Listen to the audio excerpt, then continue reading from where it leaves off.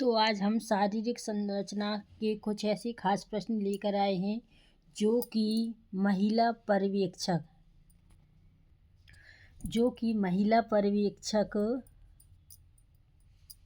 किसके लिए? महिला पर्यवेक्षक 2025 में पूछे जाने वाले हैं। उसी से संबंधित आज हम शारीरिक रचना से संबंधित कुछ खास यानी कि इम्पोर्टेंट प्रश्न लेकर आए हैं हम आपको। तो चलिए शुरू करते हैं। आज का हमारा पहला प्रश्न है, मानव का यकृत होता है। तो मानव का यकृत क्या होता है? द्विपाली युक्त होता है। ऐसे में लिखा जाए तो आपको ऐसे में ही लिखना है सही, और ऐसा भी आ जाता है कभी कभी द्विपाली युक्त। तो आपके दोनों ऑप्शन सही होंगे। तो मानव का यकृत होता है कैसा? द्विपाली युक्त। चलिए प्रश्न नंबर 2, ब्रूनर्स ग्रंथियां पाई जाती हैं। प्रश्न हमारा क्या कहता है? ब्रूनर्स ग्रंथियां पाई जाती हैं। तो इसका सही आंसर होगा छोटी आंत में। प्रश्न नंबर 3, लार में पाया जाने वाला एंजाइम है। लार में पाया जाने वाला एंजाइम है, कौन सा एंजाइम है? टाइलिन। तो आई होप यू कि आपको क्वेश्चन अच्छे से समझ में आ रहे होंगे। चलिए नेक्स्ट क्वेश्चन लेते हैं। तो अगला प्रश्न हमारा प्रश्न नंबर 4, आहार नाल में गति। आहार नाल में गति यानी पेशी संकुचन कहलाती है। आहार नाल में गति पेशी संकुचन कहलाती है। क्या कहलाती? पेरिस्टोलिस। क्या? पेरिस्टोलिस। प्रश्न नंबर 5, मानव शरीर में सबसे बड़ी ग्रंथि होती है।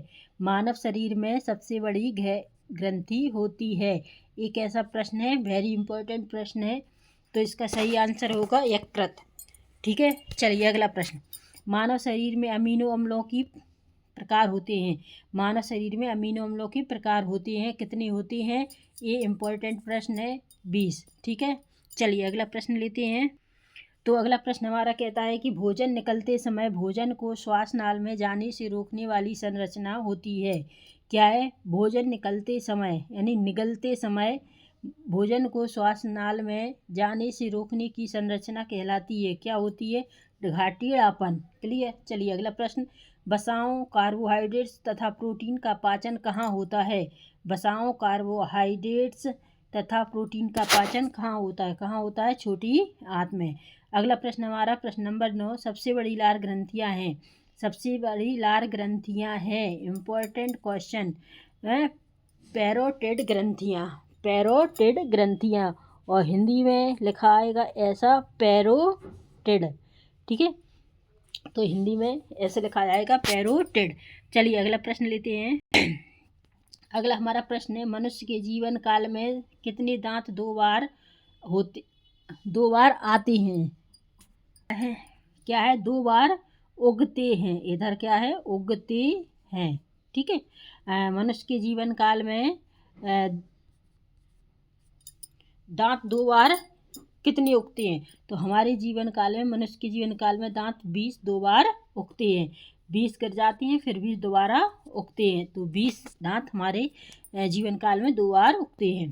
अगला प्रश्न है, मनुष्य के आमाशय के दूरस्थ भाग को क्या कहते हैं? मनुष्य के आमाशय के दूरस्थ भाग को क्या कहते हैं? पाई। क्लियर। क्या कहते हैं? पाई। इसमें लॉरिक रह गया। क्या कहते हैं?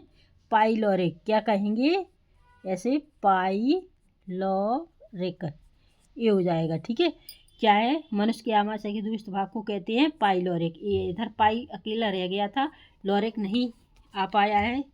तो चलिए अगला प्रश्न, यौवन की आयु कहते हैं। यौवन की आयु कहते हैं।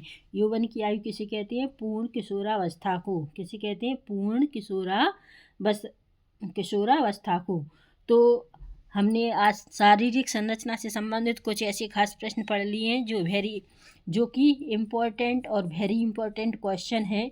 तो आप इन सबको अच्छे से करिए, और जो भी डाउट है तो आप हमसे कमेंट सेक्शन में पूछिएगा। तो अपने दोस्तों के साथ ज़्यादा से ज़्यादा शेयर कीजिए, लाइक कीजिए, सब्सक्राइब कीजिए, और थैंक यू वेरी मच। तो चलिए नेक्स्ट वीडियो में हम आपसे फिर मिलेंगे। तब तक के लिए नमस्कार, जय हिंद।